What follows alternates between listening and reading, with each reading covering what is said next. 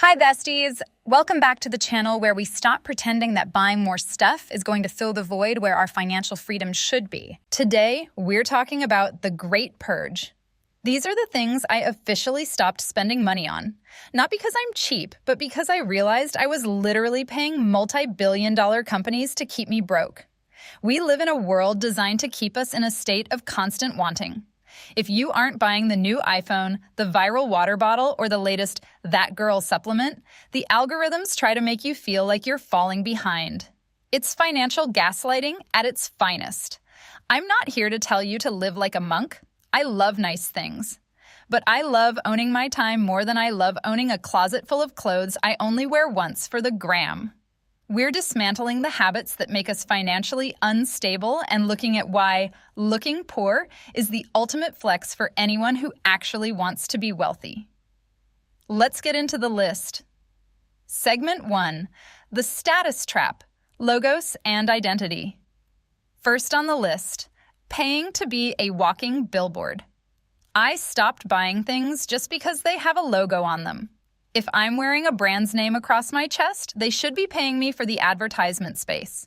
Instead, we pay a 400% markup to prove to people we don't even like that we can afford a $500 belt. This is what I call identity spending. We buy things to signal who we want to be, instead of actually becoming that person. You don't need the $200 gym set to be a person who works out. You need to actually go to the gym. Wealthy people, the ones who actually have a significant cushion in their accounts, usually have a stealth wealth vibe. They buy quality, not labels. I stopped chasing trends that die in 3 weeks. If it's viral on TikTok, it's usually a signal to run the other way. Fast fashion is a liability that rots in your closet and your bank account. Segment 2. The Digital Drain, Subscriptions and Convenience. Next up, the death by 1,000 cuts, aka subscriptions. I did a subscription audit last month and besties. It was a horror movie.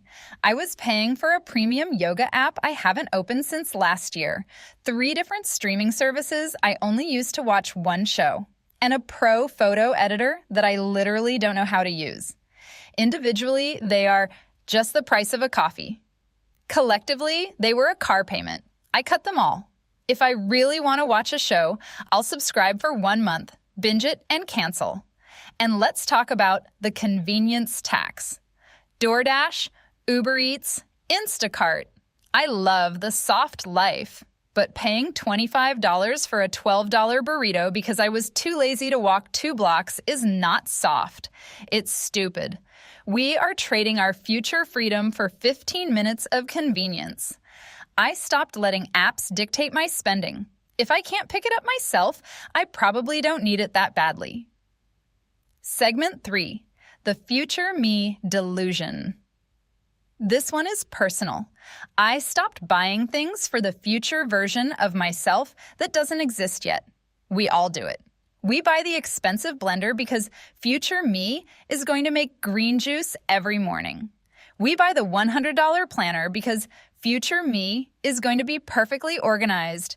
We buy the hobby equipment for the person we think we should be. This is a dopamine trap. Buying the item gives us the hit of accomplishment without actually doing the work. I stopped buying the gear before I built the habit. Now, I have a rule. I have to do the boring version of the hobby for 30 days before I'm allowed to spend a single dollar on it. Discipline is free. Motivation is expensive and usually fake. Stop funding a lifestyle you haven't earned the habits for yet. Before we move on, we have to talk about the biggest gaslighting event in human history, the sale. I officially stopped falling for the buy one, get one 50% off trap.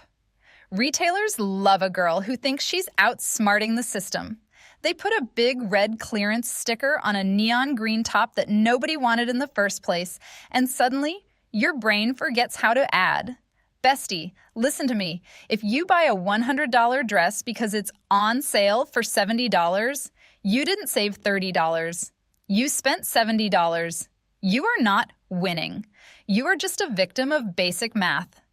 I stopped wandering through stores just for vibes. Vibes are free. A retail floor is a financial black hole where you walk in for paper towels and walk out with a $40 faux fur throw blanket and a deep sense of regret. And then there's the aesthetic tax.